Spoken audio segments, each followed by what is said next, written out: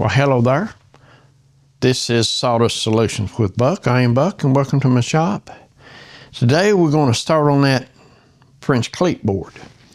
But before we do that, I'm going to have to remove all of this. And so we can get started. The biggest thing is, I hate a mess. But the biggest thing is I'm going to have to figure something out to do with all this stuff where it won't be just horrible. Of course, then again, you know I'm liable to find something that I have been hunting. There were some steeples. Now, I've been hunting these steeples. Did a little fencing. How about that? We're gonna make some more jewelry organizers. That's what these are for. Now I need to find a place to put these. I usually use this as my white for my point. We will need to get that back up there. For a lot of this are them corner pieces.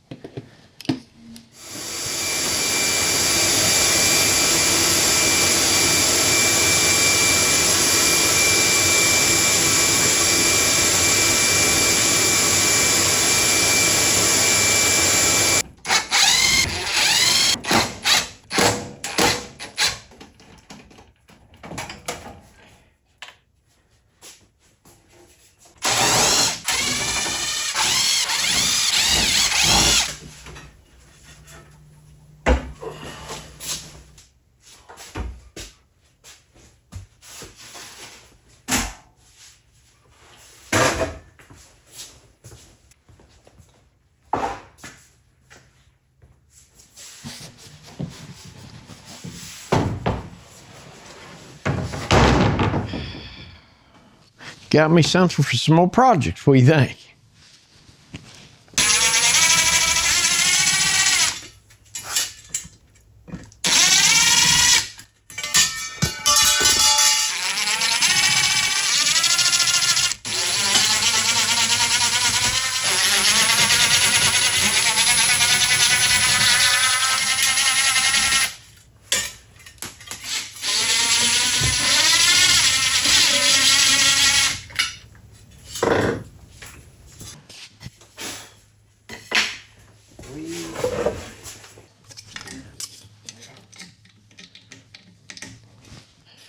So I'm just gonna move this out of the way so it won't get hurt. So right now, what I need to do is go get I got 2x10s. They seem to be drier. People either go to a 2x6, 2x8s, or they jump on up to 2x12s. A lot of times the 2x10s lay there a little longer and they're a little drier, so it seemed to be that. So what I done, I just went with 2x10s. Now I can rip them down 1.5 by 1.5, and we'll go ahead and it'll be just like putting studs up. Studs right here, and then I'll box this window in. That way I can get a good seal around the window. And I did have some stuff for the actual cleats. I got some 1x4s. I'm gonna split down the middle, and that'll give me the cleats that I need. So yeah, let's go to making some studs, 2x2 studs. So what I got my track saw set up, and we're gonna cut. What I've got here is 2x10, And what I have found, they must sit there a little longer, not as popular or whatever it is. It's a little drier, ordinarily speaking. So what I'm gonna do, I'm gonna take and I'm on 1.5 inches. It's what this is actually thick. Now I'm gonna cut 1.5 inches here.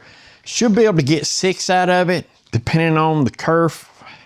I think I can make this work. So what I wanna do now is I'm just gonna take and cut. I'm gonna mark this at 1.5 inches.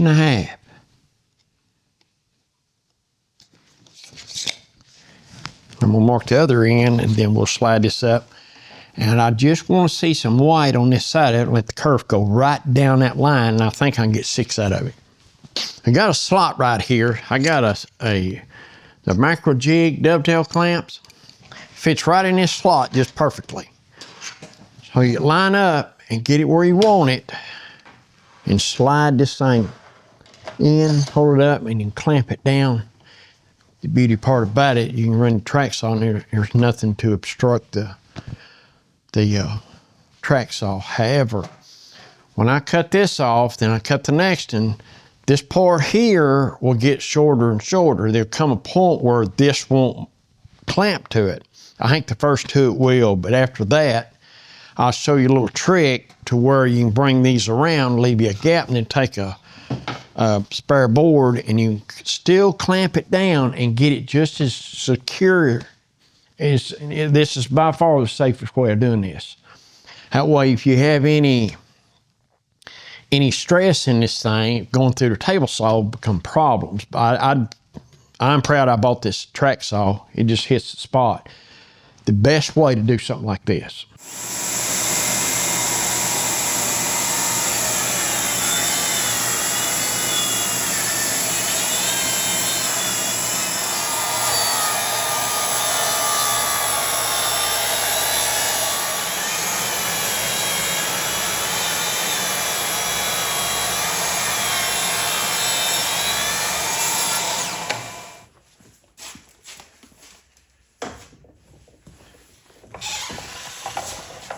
The way this thing works, I got me a couple of pieces right here, and now that keeps the blade out of that, and plus it supports this. It ain't a dropping on you. But what I'm gonna do, each time I'll bring it back to the other side and we'll support that thing. So right now it's just rinse and repeat. When I get far enough to where I need that board for a better secure, I'll come back and we'll look at that. So what we have here now, I've marked the next one off, and this is where it's going to go. So what happens, I've cut 2, this is my 3rd cut. I'm so far back that it will not catch. So what I'm gonna do, I'm gonna show you how I do this and be able to clamp this, because what happens here, when you clamp it right here, you put this under. Of course, you want to fix it where it's not cutting it again, and it's just as solid as it can be. If you see where I'm getting at, the clamps go right by what you've cut. So you line it up on the next one, and what I do, I'll take me a board, some kind of offcut, doesn't matter, and we'll clamp it to the one that I've already cut. And you can go all the way and cut every one of them like this. Now, by doing it that way, you can kind of bridge across that gap and keep it just as sturdy as it ever was. So that'll work through the whole thing. But I like the track saw because of the dust collection, where a skill saw don't have.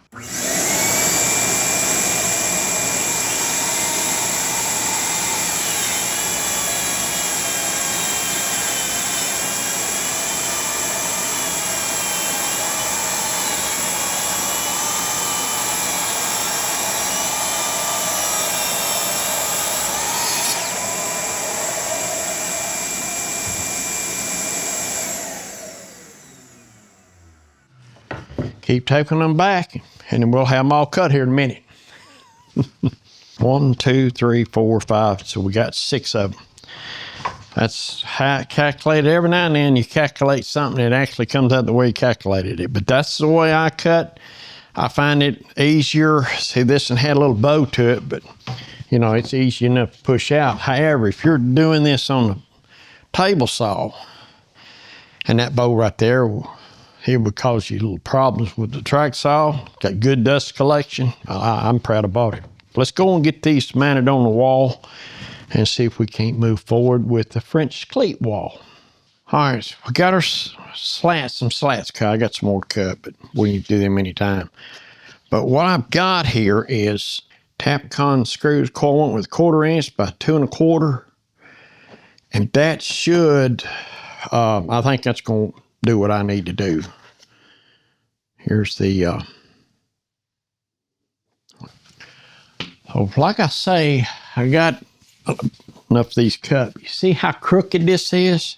I don't know if you can tell how crooked that is or not, but I think that's going to come into play right over here. Let me show you what I'm talking about. So how crooked this thing is going to help me get in here. If it wasn't bowed like that, I tried a straight one. A straight one wouldn't go in there. So what I'm going to do, I'm going to use this crooked one because as it come down, so like I say, I tried a short one. I mean a straight one, but that's bent just enough. But the thing about it is, oh, now you can straighten that thing out without any problem. So as I come down through there with the nails, I'll straighten that thing, make it straight. But that little crooked little deal right there is going to make it work in that corner. And then, you see, I got here, now I got 1, 2 that I'll have to split. And, well, I'll have to split these two. It's just a different place. But anyway, I probably need to go and get this off. Because I'm fixing to come down this way. But what I need to do first, though, I need to drill the holes necessary to make this work. And then I'll put them up there in place, and I'll take the hammer drill and drill into the concrete block. All right, I got my drill bits. This here will countersink it where the head be below it. This here is for the body of the screw. And then I'll have a masonry bit to go into the wall, and I'll use this to line that up. But you can see the bow in it right here. Not often a bow actually comes into play for you. So what I'm going to do, I'm going to mark these off. I think I already got them, but mark these off and drill the holes. What I do, I clamp them down here to keep from having just eyeball the middle here. And I took a magic marker and marked it. And that'll, if I go down the end, it'll bury the head of this bolt. As it's turning, you can see it. Then this, it's left me a point right in the middle for this one here to follow.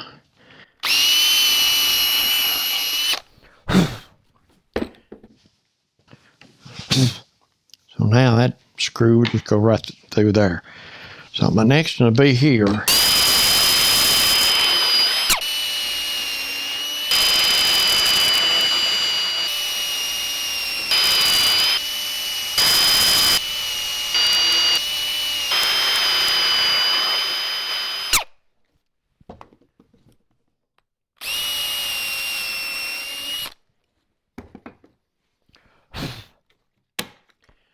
Well, that's actually all it is to it. Take the bowl to work with me. Yeah, look at that.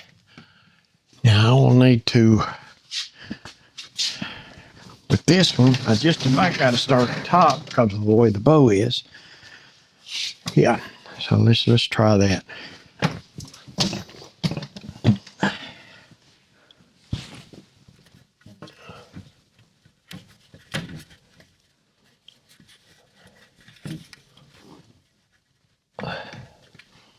Okay.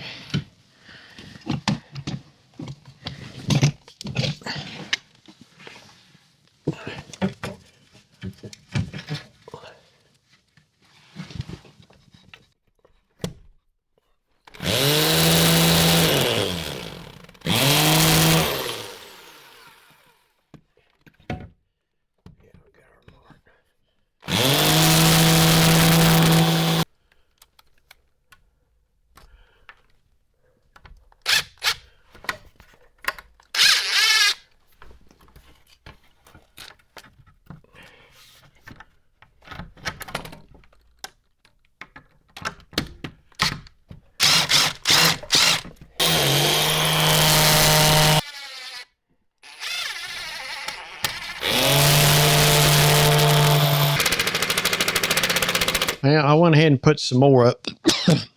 Excuse me. And this is the 4 foot. It's going to be 8 foot by 4 foot. When I get ready to put the sheet on, I'm going to cut the sheet of plywood on it. I'm going to cut out for that box and this box. And now that'll be all you can see. I'll have to work on that corner a little bit where it goes over at junction box. But I got this and on 8 foot and it's level, and I just, the big thing is like putting studs up. I got them 16 inches apart. This is an 8 foot sheet's gonna be here. So I got 1, 2, 3, 4, 5, 6, 7 anchors. I would say I'm gonna cut pieces and it's gonna go all the way to the floor. That's gonna help it some. But I got a feeling that's gonna work. But have you ever had projects that,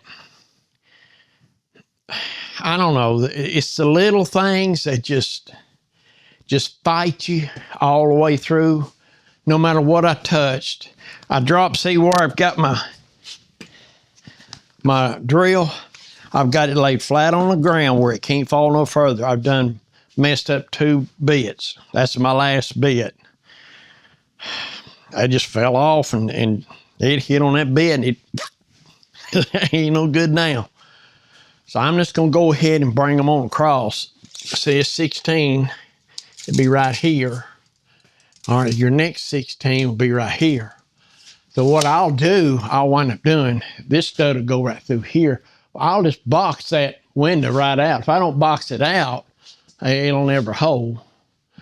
That way it'll be sturdy all the way around the window. And I'll just like doing a wall. Don't need cross pieces because the plywood, well, one it's anchored in the concrete block wall, but the other one have a 1/2 inch sheet of plywood over it. I don't think it's going to work. That's going to lock it in where every screw is going to be part of everything holding, if you know what I mean. But it's going slow, but it's going. I mean, everything. I mean, today is just, it just fought me all the way. There's the little stuff. There's the little small stuff. We used to say when a job does that, and we call it snake bit. Well, that job is snake bit. Although the best way to get rid of a job that's snake bit is to finish it. So that's what I'm going to try to do. I'm going to come in here. When I go to boxing in around that window, I may come back and show you some of that. So I'm just going to keep carrying on. This thing is wearing me out. However, when it's all said and done, it's going to be nice. Well, we're back. I got the studs up, got the windows framed up. Got it framed up around the air conditioner. I had to use a 2x4 up there. It had a slope to it, and it needed to be wider, so that was no big deal. But right now, center of this stud here is where the plywood's going to come, the 4th sheet. In other words, I'm just going to go to here for phase 1, so to speak.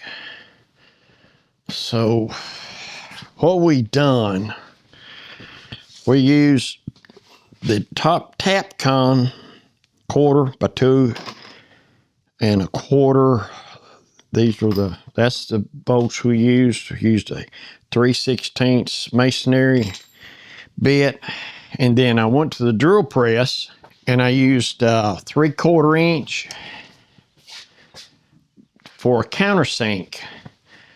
Now what the countersink done, the socket, it had to be big enough for the socket to fit in.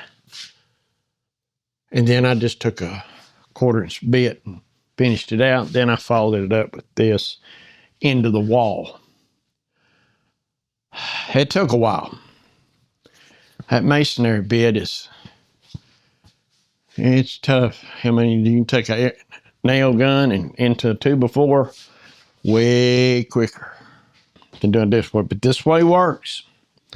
This way does work. Now, I'm going to take some plywood and cut out for the boxes. So, well, it'll be shown, be that junction box and the outlets and I'll trim out around the window and air conditioner.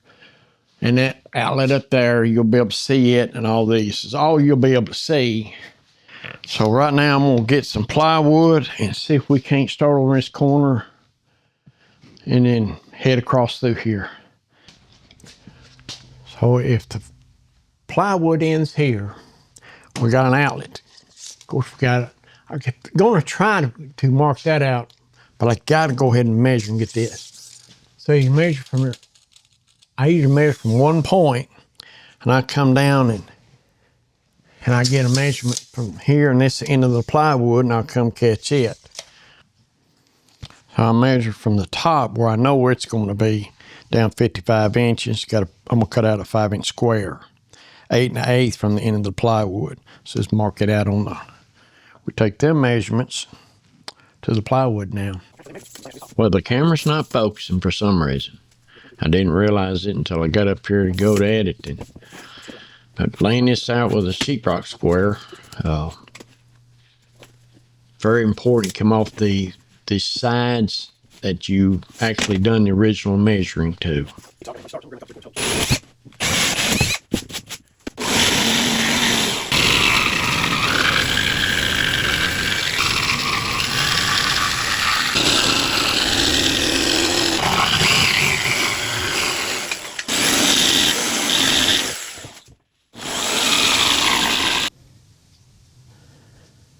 And there you go. One thing about it, doing this by yourself kind of sucks.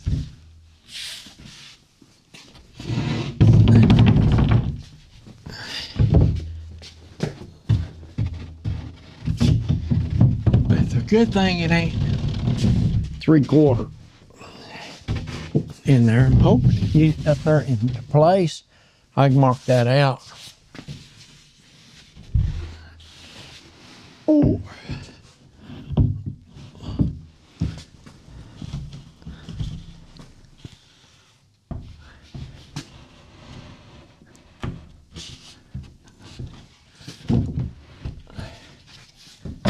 Oh, look at there.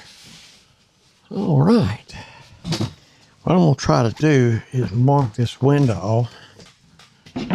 It'll match it then. Yeah, oh yeah, look here.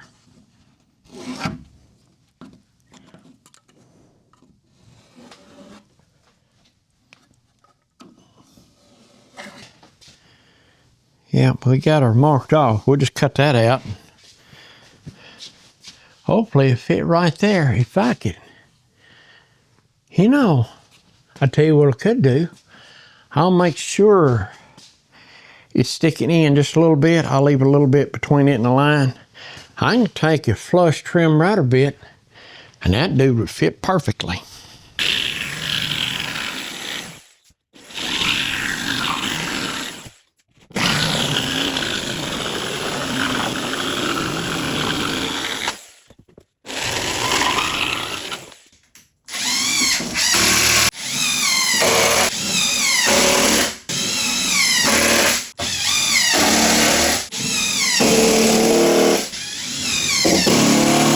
I ain't getting too old for this. I can't wait to get this done. This is gonna be nice. Well, we have definitely changed the looks of this place. Yeah. Got my ply. This is phase 1, and I'm just gonna take it even smaller phases, just work my way around in time to come. Right now, I'm trying to get the majority of it. But what we've got some sealer. We got Keel's all-purpose indoor exterior primer, multi-service sealer, and stain locker. This was recommended to go over and be a smoother finish. I guess we'll know. But anyway, that was recommended. So that's what we're going to use.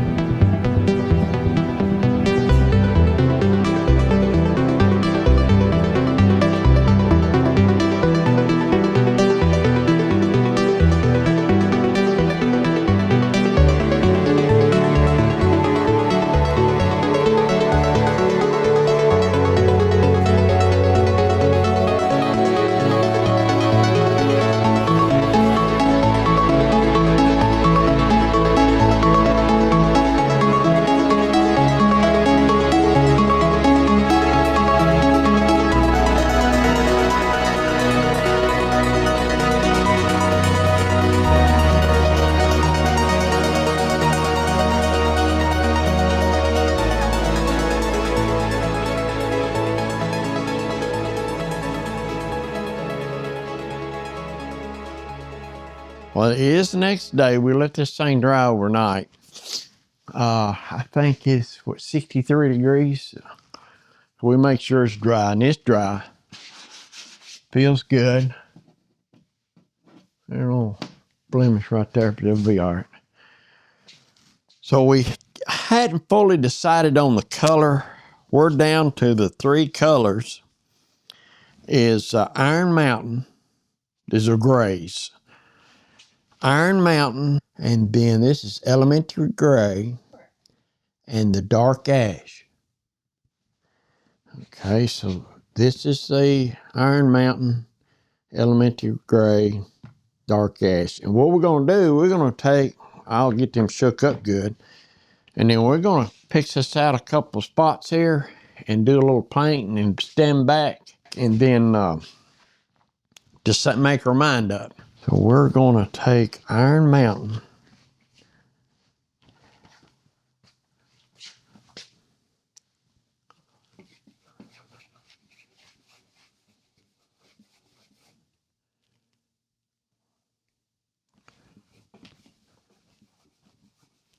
Well, we gotta keep Nana happy. That's right.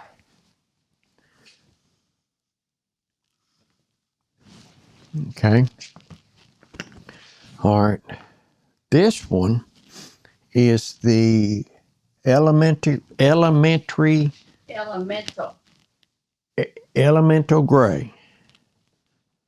You should have mine to me. Oh, see, I like that. It's a little light. A little light, yep. For us wanting dark, it is pretty light. Okay. All right, this one is what I was figuring on. It is dark ash.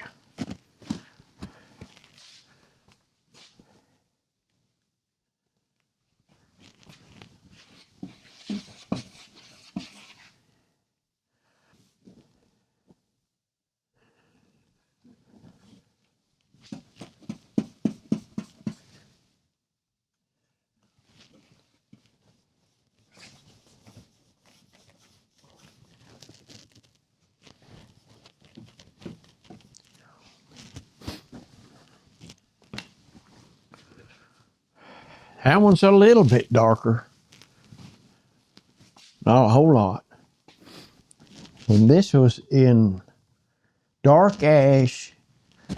Looking at it from here, this one looks a lot lighter. Not as much as that. But I like dark ash. So all we've got is the samples. Now that we know what we want, we'll go ahead and go to the store and get us some, God, I can't remember. Dark ash is what we decided to go with. Now the strips is gonna be a lighter color. I'll probably just leave them as wood. That way it won't get lost in there. But anyway, that's gonna do it for this one. It's getting kind of long.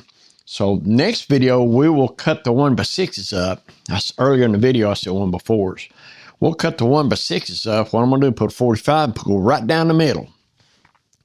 And we will use that as the cleats for the French cleat. And we'll probably wind up doing some holders. I'll make my mind up what I want to do, and we'll make us a couple of holders. I need all kinds, but we'll get us a couple of holders made. But anyway, that's going to do it for this one. Hope you enjoyed it. Appreciate you watching. Y'all be safe, and I'll catch you on the next.